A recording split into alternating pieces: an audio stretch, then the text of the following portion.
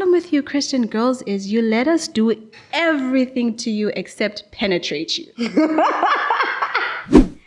They say there's a lot of strength and vulnerability, and I'm hoping that this is exactly what's going to happen today. Say that again. We're not called to virginity. We're called to sexual purity. But also during that time, this is when I started dating form 2 to say, that's the discovery stage, right, of most people.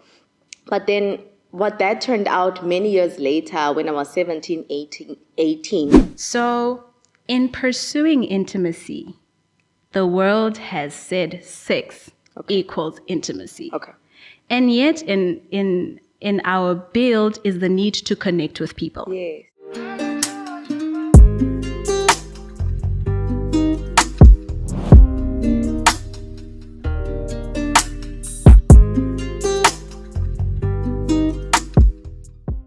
Hello, beloved, and welcome to episode 2 of Living in Purpose podcast. This is a platform where we have real and godly conversations with people who are displaying God's glory in the marketplace, in ministry, in business, and what have you. Of course, we are called by the Great Commission to minister God's word according to Matthew 28, verse 16 to 20. Guys, thank you so much for tuning into the very first episode of Living in Purpose podcast. The testimonies, the transformations, the liberation from bondage that we have been getting, the feedback has been absolutely stellar. And we really thank you for showing us all your love. Of course, we also want to thank our purpose partners. We've got Reconstruction Productions on the ones and twos. We've also got Vida Cafe, as you can see in Mathse-Kalutondi. What a beautiful place we get to call home. And also Destiny Group, the number one leading group when it comes to anything, equipment, eventing, and what have you. Thank you so much to our purpose partners. If you would like to become a purpose partner, you are more than welcome and invited. Of course, today we have a guest. She's extraordinary. She's very humble. She's got a lot of humility and humility, as I'd like to call it. She's a personal friend of mine, and we met at university. And of course, we are going to be talking about a topic that is a bit sensitive to me. I will be very vulnerable in this podcast. It is talking about sexual purity. Our guest waited 33 years before she popped her cherry, and she waited for marriage. So this is a topic that we don't speak about quite often, but today we're going to be going into the nitty-gritty of things. I also have a testimony to share. I didn't necessarily wait, and I'll share a bit of what that looked like. But we have our lovely guest here today who's going to unpack it. Ladies and gentlemen, please let us welcome my dear friend, woman extraordinaire, my diva, Pearl Pangisile Mathe, Mathse-Kalutondi, ladies and gentlemen. Hi, diva. Diva. That was extra, but okay. Was it extra? Yes, but better than what you would have done if I didn't stop you. Thank you so much, my diva. And thank you for agreeing to this. So, guys, Pearl is she's a very private person. She likes doing her own thing. But what I love the most about her is that she's escaped the matrix. She doesn't conform to the standards of this world. She does her own thing at her own time, as guided by God. And I really love that about you, your career trajectory, and some of the decisions that you have made in your life, right? Yeah. Why do I call you diva? Thank you for having me. I don't know why, but thank you. I'm actually excited that I get to tell the story this time around, because every other time you've told it, I'm just like, yeah, but not really. Okay, so varsity, you moved on to campus. I think your second year of varsity, you moved on campus, yeah? Mm-hmm. Yeah, so I'd been on campus before you were. And so we met somehow through friends, mutual friends, and I was always the girl who was going to church, during lunch, attending SEM and what have you. I can't remember how it happened, but we then found ourselves coming together for a talent show, was it? Talent show, SEM talent show. Refile, you, myself came together and we decided we were going to sing a song, right? So we're standing outside. I can remember this moment very clearly. We're standing outside the chapel. So now we have to decide, which name we'll go by. And this girl over here decides that we are going to be divas for divas for Jesus. Yeah. Divas for Jesus. And anyone who knows me knows I am not A diva. going to jump to stage after they call a diva. I was just like, oh my God, this child. It's something very Destiny's Child vibes. Yeah, so I stopped her and I told her, no, like, we're not going to go up. And she ran to the program director. Did you write it down or did you tell the director? You may have written it down. Yeah, you wrote it down. So she writes down the name by which we should be introduced, which is Divas for Christ or something. Hallelujah. So there comes a time for us to be called up on stage to render a song. And the program director says, ladies and gentlemen, we'd like to welcome the divers. So, yeah.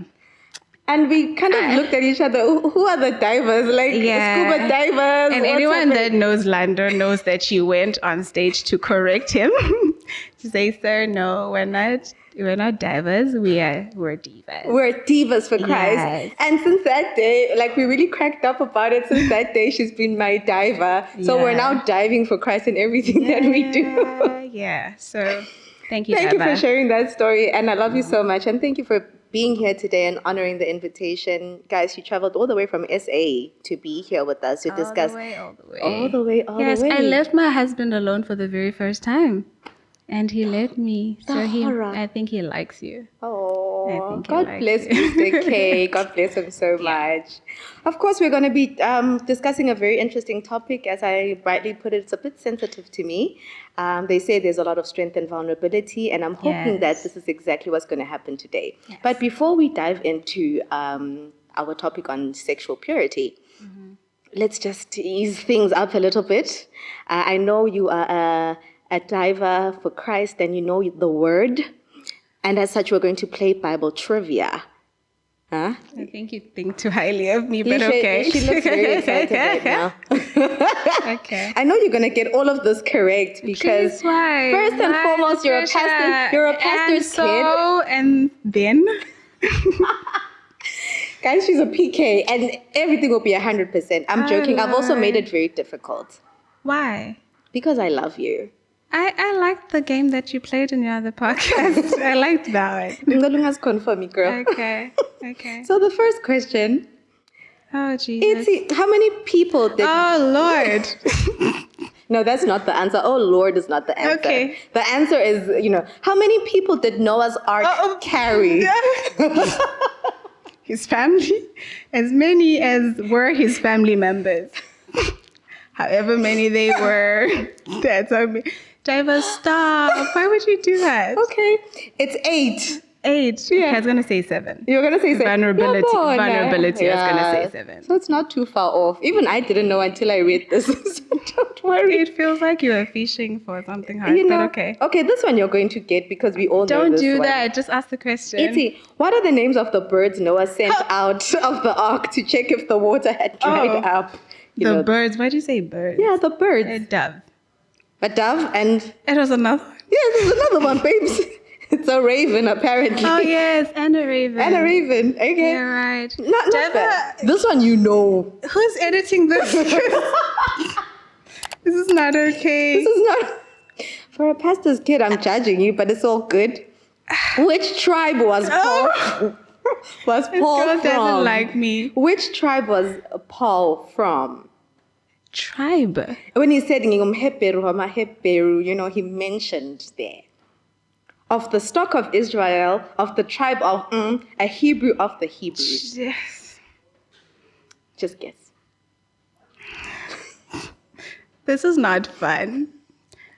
This is not what I signed up for. Diva, I don't know. This one you're going to get. Okay, here's the answer.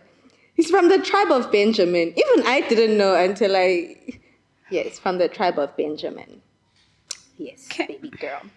This one you know. Like, I'm serious. You said this 3. Is the last you one. said 3. It's no, a that's 3. not. No, yes, we're What done. was Daniel's punishment for praying when it was not allowed? What was Daniel's punishment for praying when it was not allowed? He was thrown into the den. Wow. You got it correct. Even I would have gotten only that one, babes. Yeah. Yeah. Then why did you do that? Because I have a love question you. for you. Where? It's Okay. easy. Okay. Based on one of the questions you asked me. So Noah had 2 of every kind in the boat, yeah? Yes. How did the elephant go in? The elephant went marching one by one. Hurrah, hurrah. I don't know. You Through the don't? door. Yeah, but how big is the door for 2 elephants to go in? I don't know. He had baby elephants. Ah! I love that. Yeah. And then they went into the. I love that. Okay. Yes. Thank you for being such a great sport. It was not easy. I didn't like this. It at wasn't all. easy, I but it didn't was like worth this at it. all. Oh, I'm so sorry. Okay. But don't worry, you're not going to be judged. This is a safe space. And I'm sure each and every day we're learning something new about the Bible. I just recently started learning about the Bible and reading it for myself. And it's been so powerful. I think I saw your status the other day to say we've kind of outsourced our journey in Christ. We just listen to the word, but instead of us going to read the word for ourselves. And I think that's very powerful. Yeah, so just on that, I was having a conversation with a friend today, and we're talking about the fact that, when it comes to us being Christians and choosing this life, we are buying into a life of just, we're believing, right? So I was asking the same question about Noah's Ark, and I'm like, it's funny how we believe, like regardless, we believe the elephant was there because God says so, His word says so. And the conversation then went on to the discussion on, as believers, we're called to believing and not so much logic and understanding, because that field is the devil's playground. And if we were ever to pursue the walk of faith by what makes sense all the time, then we're in for it, because the devil has more sense than we have on any day, So I was just like, for the longest time, I believed that Noah's Ark is a real thing. Even if you ask me, I don't know how the elephants got in. I believe it because God said it happened. And just there is an interesting dynamic that I'm seeing in this generation that we have now, where instead of pursuing understanding, we question more. Like the difference between, are you asking because you're questioning or you're seeking knowledge? You understand? So there's a distinction there, because you sought understanding about how the elephants went in. You're not questioning whether they actually went in or they didn't. You're seeking understanding because you already believe that happened. Yeah. Oh, So wow. it was an interesting conversation. This is why I call you phenomenal and extraordinary, because your wisdom and your mind is just so amazing. All right. We get into the nitty-gritties of today's discussion. Yes. Just a little backstory about yourself. Just please tell us about yourself, your background, your upbringing, and also your journey to Christ. Okay, so there's so much to me. But Pearl, Mathse, been a PK all my life, at least for as long as I can remember. Okay, that means pastor's kids. Pastor's kid So mom and dad met. They were not Christians, I think, when they met, and then they got born again when 1990, I think. Dad got born again, and so that started the family off on that, So first we attended a church where dad was an assistant pastor, and then he moved on to start his own ministry. And I think at the time, it was just church as you know it. You go to church every Sunday, and there was nothing special about being a pastor's kid until I think maybe when I was like almost in high school, where I started learning that there were certain expectations just by virtue of having been birthed by my parents. And I started learning that there was like a light that was shining over me as that person. And I it didn't make sense at first, but it was like, okay, so maybe from just like small expectations of your dad is coming to church on Wednesday. Why are you not there? You get me? Like little things. And then went on to how I dressed, had to fit everybody's, Oh my gosh. idea of right. One of the interesting things is my dad was raised in a missionary house, and then he studied in Scotland, and he was everywhere. So my dad, when it comes to dress code, has no sense of short and long. He, however, feels like arms are revealing, right? Okay. So every time I'd wear like something going to church, and I'd ask my dad, I'm like, Daddy, how do I look? If it was a short skirt, he didn't care. Like, he was just like, oh, baby, you look so beautiful. But if my arms were out, it was like, but the women in the church were like, oh my God. Like, We need some holy water over here. Right. So I think that helped me learn that there are perspectives to this. Like, there wasn't a standard, first of all, for how I had to appear, because your standard differs from my dad's, and I have respect for my dad as much as I do for you. So I started observing that, okay, the standards are different for one, the clear picture of what it has to look like. And then I guess growing up to learn that when people have gaps in information, they always want to fill it up with anything. So, for example, if we don't know who you're dating, we just want to fill that gap up with something. You understand? The brain just is not happy with not knowing stuff. Yeah. So I learned that the human mind is happy to, fabricate stories, which was really weird to me. But you're old. Why are you making up a lie and then telling it and allowing other people to believe it and stuff like that? So a lot of my childhood looked like me hearing a lot about myself that I couldn't recognize in me. And so I think by the time I was in varsity, I was more concerned about how I viewed myself and the people that I was accountable to, because I always had to check, especially with my mom. I was very close with my mom. So And still are. Still very much. So I think it allowed me also not to follow like the voice of popular opinion, because I'm like, you guys get it wrong all the time. So it was never going to then drive what I do or who I become or what I don't do, because half the time I was like, I'm pretty sure I don't do this, but everybody else is convinced that I do it. So it was like what? Oh. Like umjolo, Yeah, I only started dating first year of university, but I had, like, throughout my high school life, I'd been assigned so many boyfriends.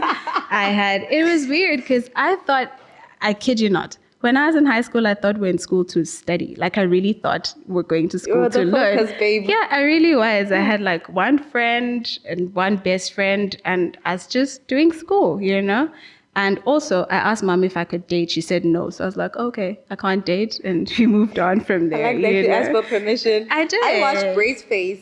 There was a cartoon, it was called Brace Face. And then she would like always have drama, dating and whatever. I'm like, oh, okay, Form 2 seems like a good age to start dating. Let's see how things go. Yeah. My mom she had a vested interest in how we did that. So she did say, this is okay to do, this is not okay to do. And she also allowed us the space to come to her should we decide. Because the first time I decided to date, my mom wasn't for it, but she's like, okay, Shab, that's what you're choosing to do. Yeah. This first year of was it last year of high school or first year of university? Last year of high school, I'm sorry. Very last year of high school. So, yeah, also very introverted. I think that comes comes through today. Yeah, it plays a very big part of how I then manage relationships and who I am. Yeah, and then I'll tell the story about how that comes into how I get to know you, because I'm not a person who usually, not because I think I'm better, my introversion doesn't give me the boldness to introduce myself and be like, hey, who are you? Right? Yeah. So usually my friends become my friends because they came to me. And I didn't have even if I thought you were interesting, Yeah. But I think there's so much power in your poise. I was telling you earlier that I think you've got regal energy because TikTok taught me about regal energy, to say you're introverted, you're very elegant and classy in how you manage your life, your work and things. I'm like the complete opposite. I'm like in your face, goofy and all of that. But I actually like the fact that I've realized that there's so much strength and power in your being you, in being introverted. Because when we sit down and have such conversations, and that's why I actually asked you to come here, you shine so much wisdom and so much light, whereas if we use the contemporary way of just looking at you, we wouldn't have been able to get that skin-deep thing. And this is literally why you had to be on today. Yeah. So, to the interesting bits. Yeah. Okay. Firstly, Lord, I am using this podcast because He's also liberating me, and I'm choosing to be vulnerable, and I know that there's strength in vulnerability. So I'm one of those girls who took a purity vow when I was in Form 1. There was this mission group that was coming to schools. It was called Reach for Life. They were giving out those orange Bibles. Did they come to your school as well? No, I just know my sister was at St. Michael's, remember? Yes. So, yes, when they came through, I'm like, you know what? I'm taking a purity vow. I'm going to wait until I'm married before I have sexual intercourse. And this is important for me. And Lord, I'm making a covenant with you. Just like the children of Israel, when they were coming out of Egypt, I'm like, I'm making this vow with you, Lord, and I'm taking this chastity or purity vow. Baby girl, 18 years old. I'm like, Haibo, according to the earthly calendar, at 18, alcohol is legal. So many other, I can even go to like these very shady strip clubs. I don't go to those, but like strip clubs. And so 18 seems like a good age, I decided for myself to say, no, at 18, this has got to go because of societal standards, because I felt like I was grown and I understood, right? Not knowing, 2 seconds. You decided for yourself. Did you? So like between the time when you were in high school, right, and you decided that's what you were doing, what other voices were in between that? Because that wasn't you deciding. Yeah, music. TV, the American dream. Yeah. Normalcy according to societal standards. That's what really impacted and influenced my decision. I thought, okay. Yeah. So I basically lost my virginity at 18. I didn't have really good footing, and I didn't realize that because of the vow I made when I was in Form 1, I had actually broken. At 18, I completely forgot about the vow I made in Form 1. Wait, when I was at 18. Sorry, Dave. 18, you were at varsity or still in high school? About to enter varsity. Okay, so between your graduating high school. Okay. Yeah. So, you've never told me the story before, sorry. I'm just curious. This is why they're also getting this firsthand, right? So, but when the decision was made, I'd completely forgotten about the vow that I'd taken Form 1. Okay. With the Reach for Life. Did it come with a ring or something? Mine didn't come with the ring. Okay. I made a keychain, my own ring, because budget, know how it is. We had a government school day and stuff. Yeah. Okay. So mine didn't come with a ring. Okay. I created my own ring and then I lost it, but it was a keychain. So then I come to you and I attend your engagement, and I've always known that you have waited like all of your life for 33 years to be pure, to be sexually pure, and also to establish godly intimacy in your 33 years of life. Why did you choose to wait, and what informed this decision? I made my decision when I was in Form 1, I think. I made the same decision that you made, just based on first of all, I took counsel pretty easy from my mom. And one of the beautiful gifts that my parents gave me, being a PK is a lot, but there is an advantage point that you have just watching everybody else's life. Yeah.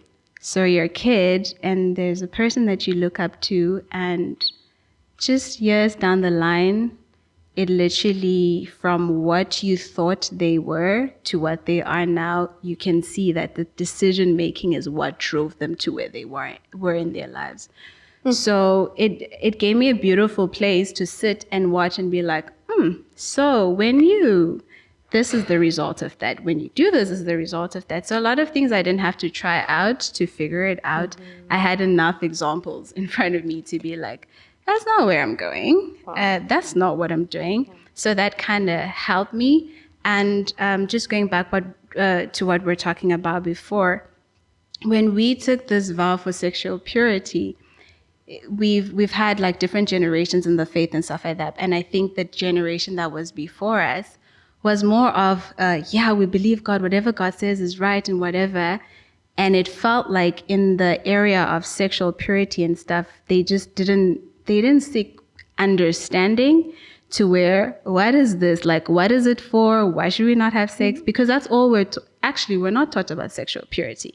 We were taught about having sex with boys. Like, it's all that it was we were during told. when HIV, AIDS, Sure, the pandemic was that was hectic. another thing. Yeah. Abstain, don't. So it was really demonized, and we were like scared of it, but there wasn't really a lot of that in-depth education, to your point. Sure. There really wasn't. And there was that we take it as it is. And we take God at his word all the time. But then the Bible says, I think it's Deuteronomy 29, it says, it is the glory of God to conceal a matter, but it is the honor of kings to search it out. Ooh. Right? So in my decision of pursuing I'm not going to have sex before I get married, I had the why, but it wasn't the why that caused the angel to like make, who's this guy in the New Testament? So there's a story where we hear of Jesus is going to be born, and an angel comes and says, "Oh, Hail Mary." Mm-hmm. And then Mary questions, how can this be? Because I know not a man. But just from that point of what is this that we're pursuing and why would God have?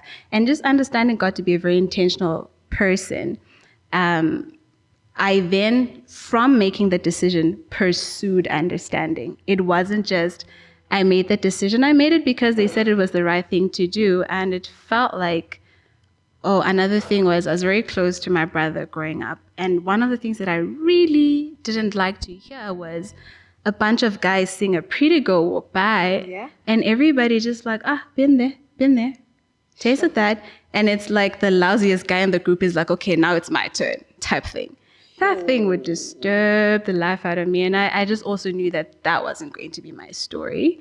And also it just, a lot of things around me affirmed my decision because I saw people make the other decision, and it hardly ever went the right way. Where, girl? That's why I'm sitting here today. and God working on me, definitely. Yeah. Oh, wow, that is so powerful. Here we are. You mentioned something around intimacy and seeking knowledge. What did seeking knowledge look like for you when it comes to this whole topic? Seeking knowledge for me came from, God is an intentional God. He doesn't just do things. And I think it was also in line with me seeking purpose, right? Because for everything that is designed, there's a purpose. Okay. And knowing that somebody designed me, somebody designed a microwave, wasn't just bored, had need for it, and had specifications. Good, see, I'm doing this because it's what I want to get out of it. And I believe that when I was unleashed on earth, God had the same vision, that there's a purpose behind this life, right? But because part of my journey also involved that, sexual purity would come up here and there. I didn't know that Christians were having sex until I got to varsity. Because in the church, I also assumed that because people weren't getting pregnant, then they're not having sex, just one or two people or whatever. This is what I thought about my parents. They say, my parents can't possibly. The last time they had sex was when they had my little brother. Or your brother or something. Yeah. But I think because it was just a hard rule, you can't have sex with a guy, I accepted it. And then as soon as I was like, hi man, like going to varsity gave me such a culture shock because everybody that we went to SEM with and lunch hour with. Student Christian movement, yes, right? Yeah. Student Christian movement. I'm like, how are you like, it was just such a wild thing. Like, I'm honest to you, it was such a wild thing because there were guys in my class who talk about sex and stuff like that, but very few, and we just knew them to be like naughty or whatever. But when I got to varsity, I'm like, like, Christian babe, how are you? yeah. Now, like 9 months pregnant, and it's a thing. Yeah, so I think I started seeking understanding. Gutige, what is it that God has put such high value? And I've always known that. I think the simplest explanation for me was around the HIV thing. I'm like, if God said 2,000 what years ago, before the foundations of the earth, that it wasn't good for us to have sex out of the institution of marriage, he knew that AIDS would come. So if you listened then, it would protect you now just by listening blindly to what God says, because he knows what's good for you. So if that's what he was protecting you from, you don't need to be taught how to condomize because you're covered. Like, we can't be talking about that because you have given your life to Christ, and by so doing, you walk in the principles of the word and stuff like that. So I think seeing people slip up and stuff made me then pursue it further. But my answer to your question is, after making the decision based off of knowing that's what God wanted for me, I pursued knowledge further. Wow. And I also would set up like meetings. Something that was said by some guy shook me one time. We're in church. I was hosting a Youth Friday. And I had a panel, and my friends were nice enough. I have a lot of guy friends that don't know Jesus. I have a lot of guy friends that do know Jesus. I put this group this side, I put this group this side, and I said, talk to the girls and be honest. Okay. So this is a group of guys who are non-believers and guys who are believers. Yeah. I said, just give it to them, plain, And the guys, and I even said up to date, anybody that went whichever way after that session decided to do that, because how little value guys place on the activity of sex is just so disappointing. Tell me more about this. Down to what did they say? It's a simple scratching of an itch. That's why I had sex with you. So they're scratching an itch. Just an itch. It's not that deep. I'm not in love with you. Not. You've got feelings for me, baby girl. But for me, really? It's just scratching of an itch. Oh, I've had her too. Yeah, and they made it plain. It has nothing to do with my nonverbal communication of an interest to be committed to you. I'm not, and Sure. But one of the guys said this to me, and this is when I started pursuing like proper understanding. One of the guys was like, the problem with you Christian girls is you let us do everything to you except penetrate you. And you say you're virgins. It's like,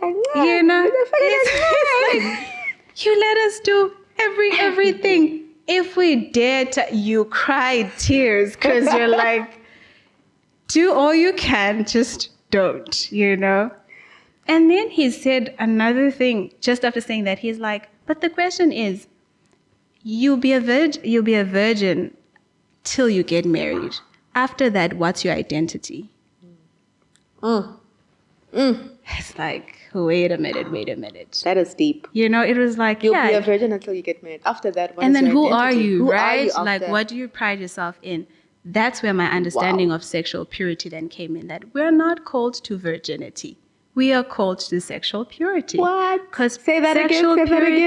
We're not called to virginity. We're called to sexual purity, because sexual purity transcends.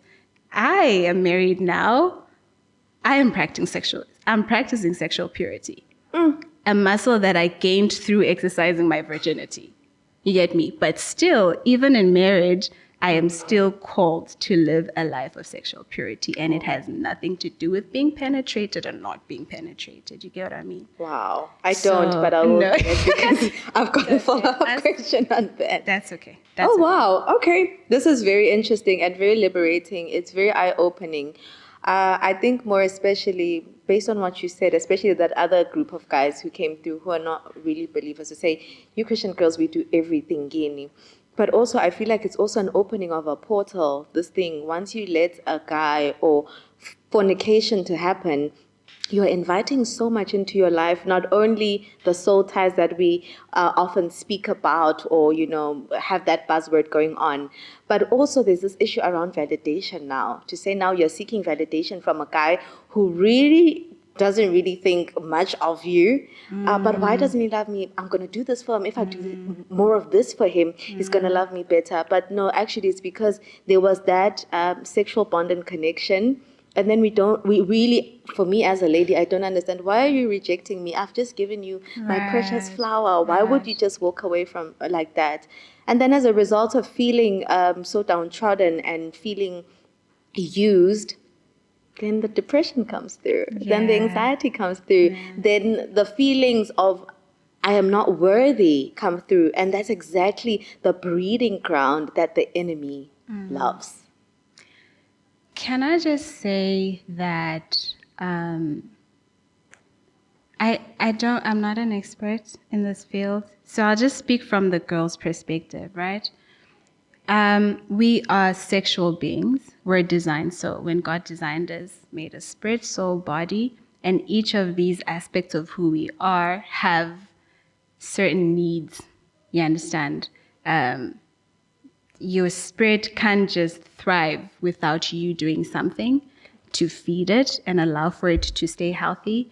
So your body as well, as much as your soul.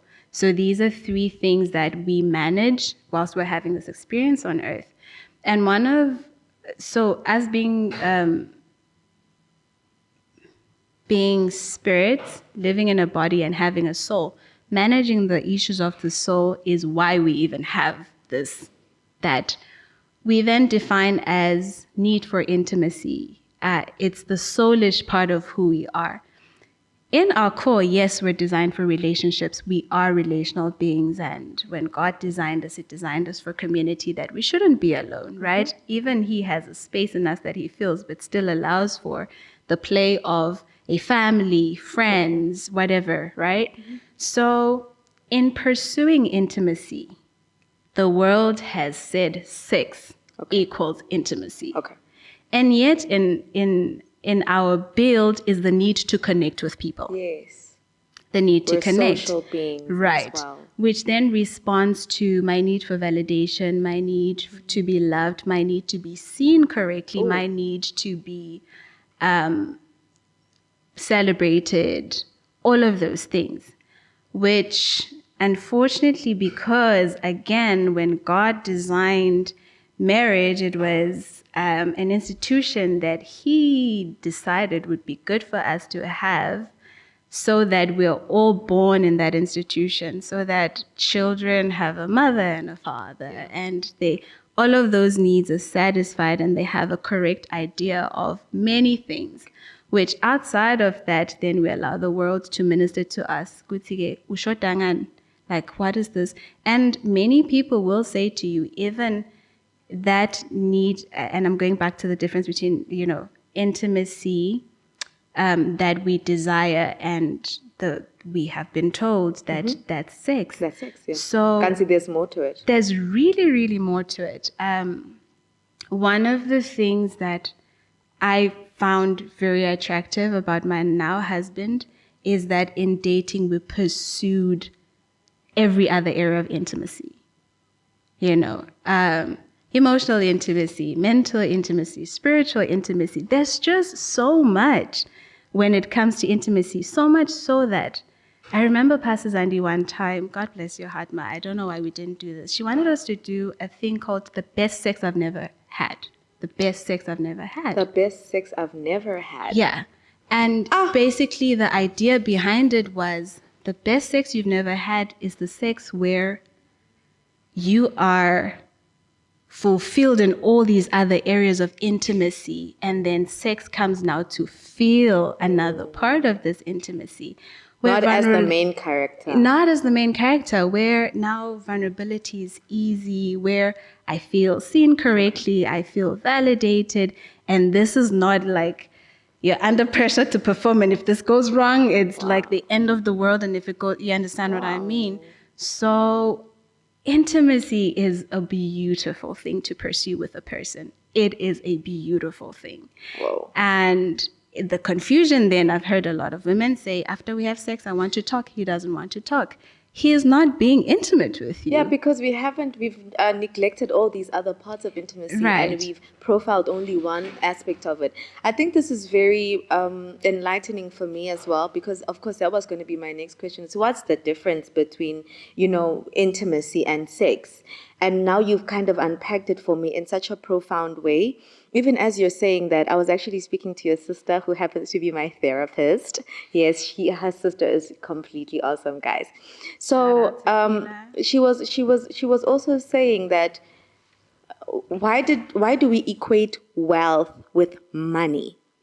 There's so much more to wealth than money. There's provision. Sure. Because you just need the money to buy that thing that you need. Yeah. So I don't need money, I need this pot plant. I don't need money, I need a mic. Sure. So why have we boxed up wealth to be about money? There's so much more to money. It's actually resource, because it's an enabler. Exactly what you're saying about the intimacy, to say there's so many facets to this thing, but we have in our narrow human minds just drilled it down to intimacy is equal to sex.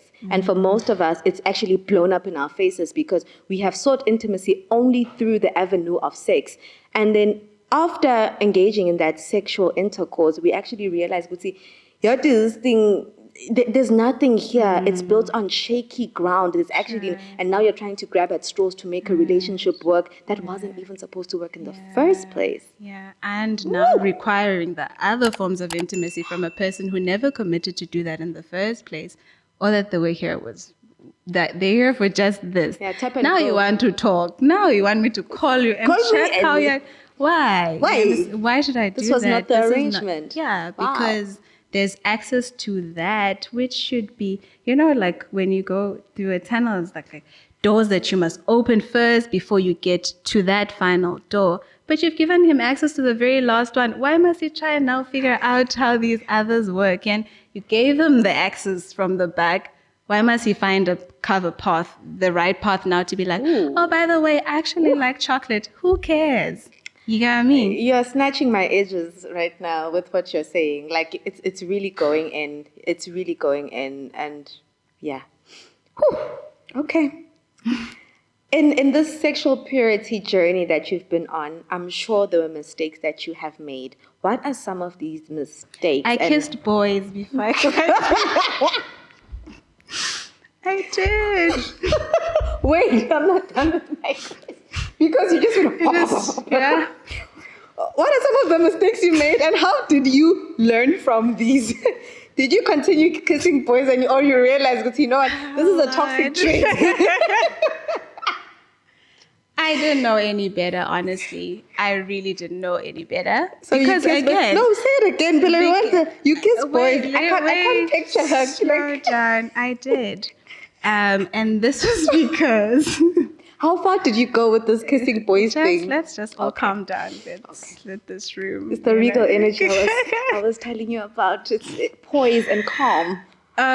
When I didn't know any better, and I thought that, I thought virginity, which is the Bible talks about the spirit of a thing and the letter of it. The letter of it is virginity, and the spirit of it is sexual purity.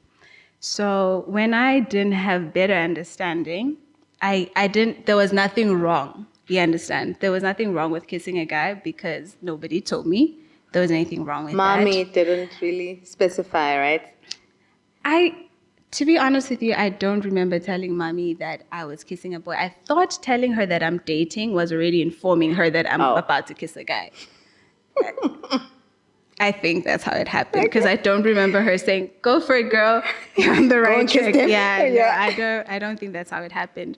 But in dating, I think I allowed for that because I didn't know.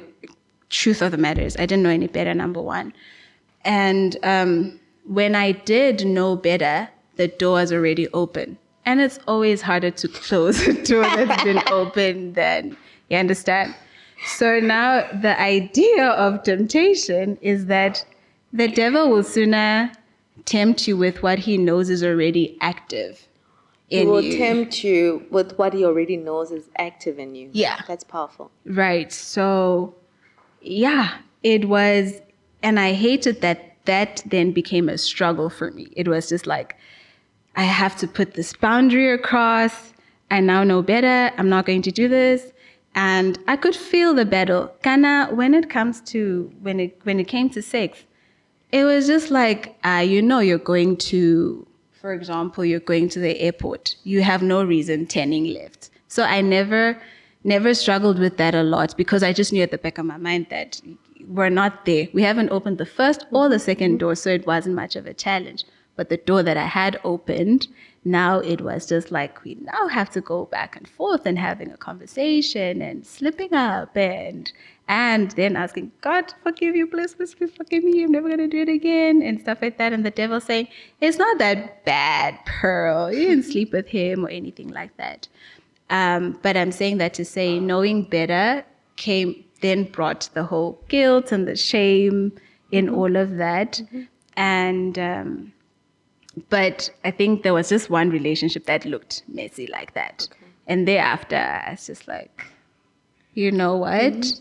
The grace of God has empowered us to say no to what is unrighteous. Amen. And we're going to do it this way. And so it's been beautiful because also when you start pursuing relationships and you know better, you're also not trying to relate to the person who you have to explain to. Say, look, Pella, this is how we do things. This is, it's sad to try and shove down your conviction on the next person because now it's like if we're doing the sexual purity thing, no, I'm just supporting Lando. I'm helping her wait because that's, there's no conviction to it. Yeah, and if there's an opportunity for that door to be open, then it can go anyway. But that was... You and kissing boys. Yes, boys. I see you, girl. I see you. But at least you were able to conquer that. I'm also looking at our time. We'll need to be going soon, but we need to get also to... I love these bits. I think for me, this question is also very important. It's around lust and also around guidance. So in my teens, my parents' relationship broke down, you see. Growing up, my parents were together, everything was good. And then in my teenage years, when I kind of needed that guidance, that do's and don'ts, maybe my parents were not as forthcoming as yours around relationships and whatever. We would just skirt things through. And I think a lot of Swazi households are also like that, or African households are like that. But also during that time, this is when I started dating, go form 2 to say, that's the discovery stage, right, of most people. But then what that turned out many years later, when I was 17, 18, it became a process where now I was seeking validation. Maybe it was as a result of a daddy issue when my dad wasn't there during that time. Of course, my parents came back together again eventually. But during that teenage year, I then kind of used relationships as a fallback to say, I will cure my daddy issues and I will use you for validation. And then when I was 18, deciding to say, I'm ready to lose this thing. It's all good. You know what I mean? But I know you work a lot with the youth. I have a story to share as well. But how have you seen the spirit of lust working in the lives of young people and of people my age, for example? How does it attack believers in their godly purpose, the spirit of lust specifically? Yeah, that's a very good question. First of all, I'm just taken aback by what you just said about your family and just what you just shared. Thank you for sharing that. And I think I'll still use the same analogy of just opening doors that we have no business opening prematurely. And the devil is very cunning. How sin enters into the world is in that he makes us feel like things are not enough. Adam and Eve were in the garden, and their curiosity drove them to that one thing that God said. Do all that you want to do. Explore all types of intimacies, my kids, you can have. Don't touch that. You get me? And so touching that has consequence. And the spirit of lust doesn't just fall on you. It doesn't follow you just because you're old. I can safely say that in my journey, it was never a thing, because the Bible talks about guarding your heart with all diligence. Okay. Because out of it flows the issues of life, right? So guarding your heart means you've just gotten married and you don't know you must have sex with your husband that night. Because you've just shut all the doors. Okay. You really just shut all the doors. And again, the Bible says, do not give place to the devil. Because that's all the devil needs, right? Guys, like the devil he just needs an opening. Mm-hmm. And so when the devil gets that opportunity, and then we'll call it the spirit of lust, he'll maximize. He will maximize. And so it looks, and I have this belief that looks different. Like the reason, I mean, how it plays out in your life looks different, but he will steal. He will kill. And the destroy. end goal is to destroy. So lust and this whole thing that we as Christians are happy to believe and walk in all truth as young people, but we're like, I'm going to have sex with that boy. If that's the only opening that the devil has, best believe that everything else that you've closed, because it's closed, he will maximize on that. So, and I'm saying that to say, he will, Miles Monroe says, where purpose is unknown, abuse is inevitable. Where purpose is unknown, abuse is inevitable. Yeah, so wow. If the devil has made you confused in this space and you lack a understanding, what was the purpose behind God wanting this? Everything that God wants for us, he wants for us so dearly as his kids. It's not just a thing to punish. God wants it for you. Everything that he's like, walk in this path, he wants it for you, because for him, it's life and life in abundance. For him, it's all the good things for you. And here's the path that you are to walk in order to get to those things. So if we open the door, then it could play off in very many ways, but achieving purpose now becomes 50 times harder. Oh, wow. Whew. Pearl, you are speaking so many pearls of wisdom. I needed to throw that little corny one in there, but it's really a lot of amazing pearls of wisdom. And this makes us segue to our very last question today. So I think Mpumila Doba once mentioned, she's like, the seeds that you plant in your 20s, whatever actions it is or investments that you make, you're going to reap in your 30s. So if you planted ugly and bad seeds, in your 30s, you're going to be spending a lot of time healing. That's it for me. In my 20s, I planted positive seeds of education, of achieving, and of motherhood, which was an amazing feat for me. But also, now I also planted the seeds of sexual impurity. Now I'm using my 30s. I'm benefiting from my education, but now I'm also now trying to learn to heal from all the sexual iniquity that I was exposed to in my 20s. So what advice can you give to other young people after listening to this podcast, to actually saying, I want to take a vow of purity? And secondly, what advice can you give to women like myself? Is there like a recourse or corrective action that we can take to kind of get back into the straight and narrow, maybe not through our own power, but through us surrendering to the power of the Holy Spirit? So just for those two cohorts, the young people who have not yet popped their cherry and they are wanting to get into a sexual purity vow. And then secondly, some of us who are, who backslid, how do we get back on course or get that corrective action? Yeah. Look, God wants the best for us. We're all living this life for the very first time. So no one is more qualified than the other.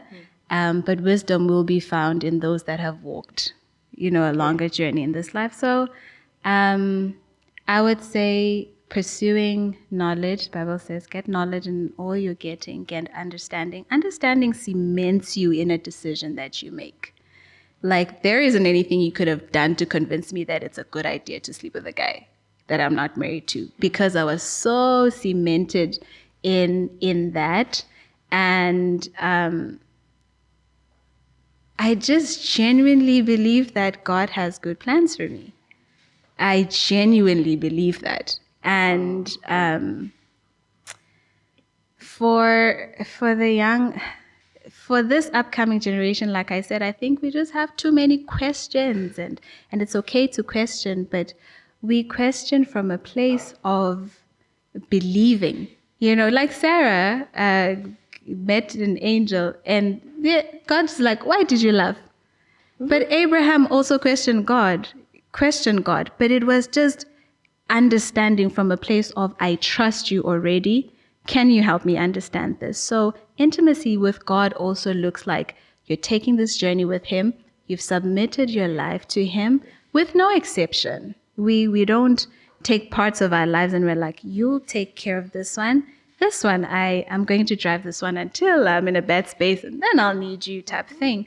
So, but there's even for the person that has, like me, knew less. Yeah. When you know better, I always say this, the difference between the believer and the unbeliever is that we have options to do right. Okay. Because not only do we know to do right, we are empowered to do right. So we may both get the same information, but as a child of God, the grace of God enables me to walk in the truth that I have now heard. It gives me the power to walk in that truth. Yeah. So then we pursue that truth through the grace of God and not of our own, because Wow. in ourselves we cannot. I'm sure you all want to hear and you all want to know, was it worth the wait? Was he worth the wait? She got married in December, ladies and gentlemen. And it was such a beautiful ceremony. I was a part of it. I was a bridesmaid there. Was waiting for 33 years of your life before you were sexually active worth it? Shoot. I don't know. Because I don't think I waited for sex. Sex is not the goal. I didn't just wait to have sex. I am in love with the person that I'm married to. So, yeah, I waited for him. I waited to experience and explore everything marriage with him. So, was it worth it? Yes. Did God give me exceedingly and abundantly Above all, pressed down, shaken together and over. I was telling him the other day, I'm like, people had a problem with me having high standards. I'm like, little did I know that God was like, you're not even planning you. This is not even it. So God has really exceeded my expectation. Friends, family, and faithful viewers and listeners of our Living in Purpose podcast, there you have it. Pearl Mathse-Kalutondi in all her full glory and full steam. We have heard about her fantastic journey through sexual purity and intimacy with God. I've learned so much from this. I have found a lot of healing and a lot of liberation. And this is a topic that we really needed to talk about, because we are building a generation of young people who really need to be in the straight and narrow and really understand what sexual purity is about. And for people like me who have fumbled the bag but now are back on track, it's also very important to know that there is grace that is also sufficient so that we continue to walk in God's purpose.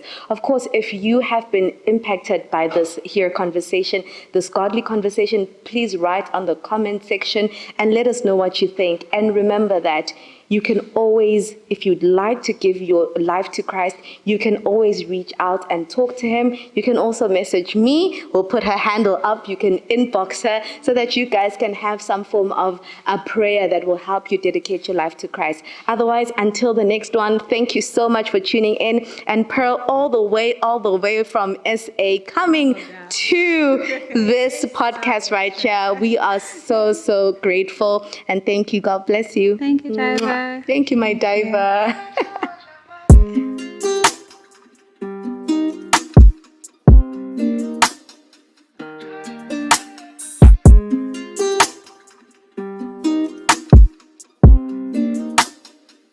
His soul.